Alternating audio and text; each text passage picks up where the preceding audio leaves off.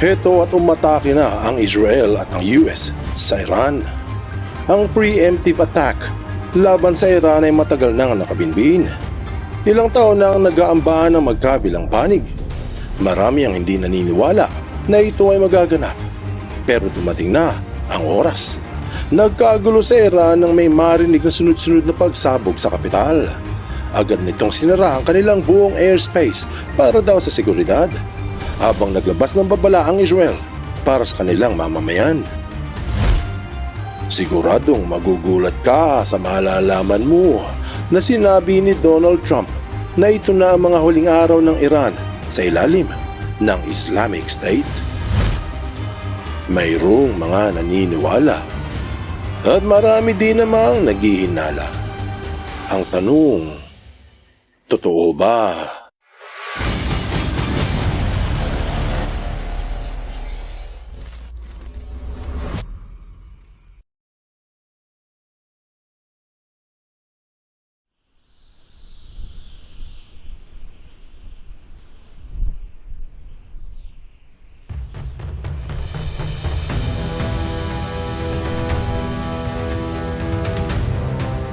Kinumpirma na ng Israel na naglunsad nga sila ng preemptive strike laban sa Iran.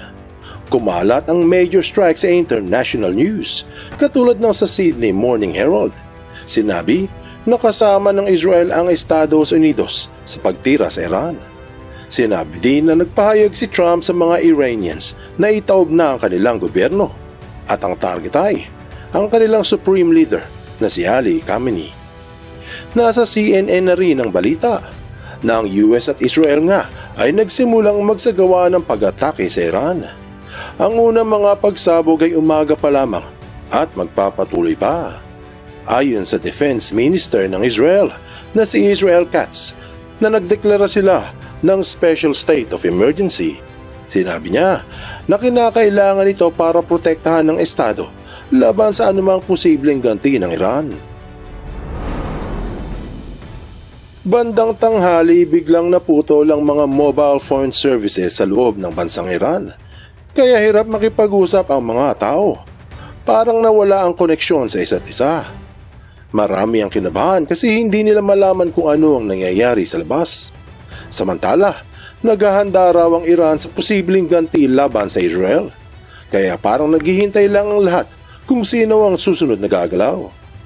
May mga ulat din na pinatigil ng Russia ang mga flight papuntang Israel at Iran dahil sa safety concerns. Pati ang mga US diplomatic personnel pinayuhan na manatili muna sa ligtas na lugar. Nag-aabang ang buong rehiyon habang naghihintay kung lalaki pa ang gulo o may bahagyang hihina ang laban. Malalaman natin sa mga susunod na araw. Halos kasunod ng anunsyo, tumunog ang mga air raid sirens sa Tel Aviv at sa iba pang malalaking syudad. Babala sa mga residente na manatiling malapit sa mga protected area at bomb shelter. Naalerto na rin ang IRGC at mabilis na inilipat sa ligtas na lugar sa labas ng Tehran ang Iran Supreme Leader na si Ali Khamenei. Sinabi ni President Donald Trump na mas gusto niya raw ang isang mapayapa at diplomatikong solusyon sa tensyon sa pagitan ng dalawang bansa.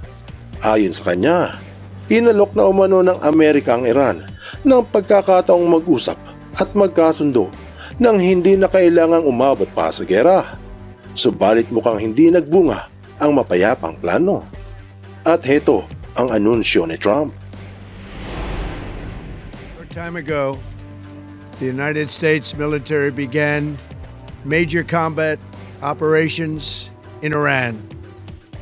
Our objective is to defend the American people by eliminating imminent threats from the Iranian regime, a vicious group of very hard, terrible people.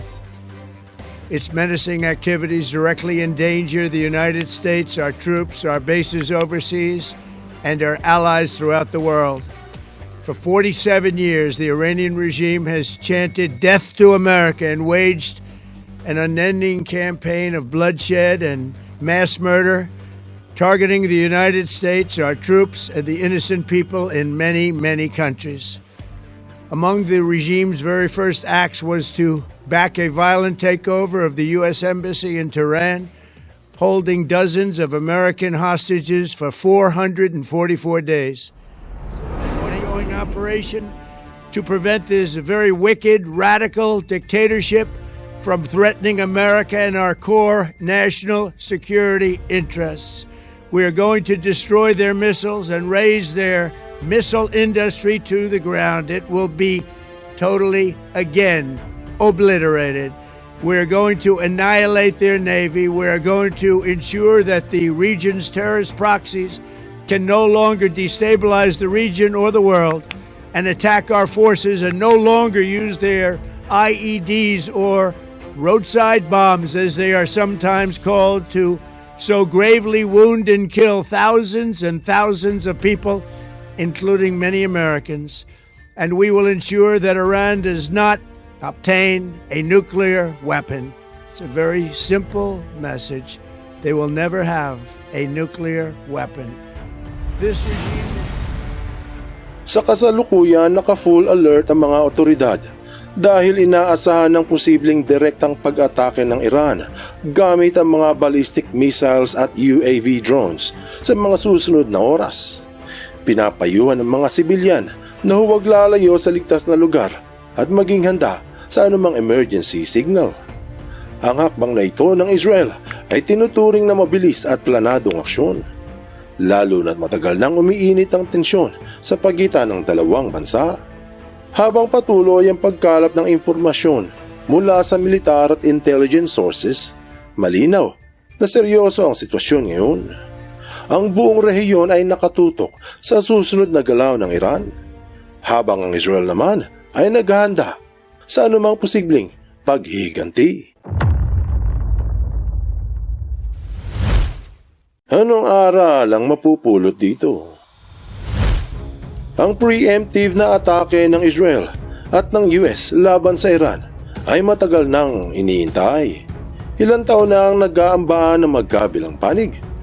Marami nga ang hindi naniniwala, pero heto na at dumating na ang oras. Umuugong ang mga emergency siren dahil sa sinabi ni Donald Trump na ito na ang mga huling araw ng Iran sa ilalim ng Islamic State. Marahil sa mga susunod na araw, malalaman natin ang kahihinatnan ng digmaan kung ito ay matutuloy. Hindi ba ang sabi, pagkahaba-haba man ang prosesyon, sa simbahan din ang tuloy. Buksan mo ang iyong isip at hayaang lumalim pa ng lubusan ng iyong pangunawa sa mga kasaysayang kapupulutan ng maraming aral. Tandaan, katotohanan ng susi sa tunay na kalayaan.